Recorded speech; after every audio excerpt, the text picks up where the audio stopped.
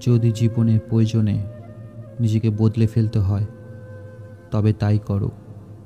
হয়তো কিছুটা কষ্ট পেতে হবে তোমায়, তবুও যে তোমার মূল্য বোঝে না তার অপেক্ষা থেকো না। সবাই বলে ভালোবাসা দিলে ভালোবাসা পাবে, সবাই বলে সম্মান দিলে সম্মান পাবে। আসলে এই সব কথাগুলো শুনতে শুনতে আর ভালো লাগে না। বাস্তবে ভালোবাসা দিলে সস্তা ভাবে, আর সম্মান দিলে বোকা ভাবে।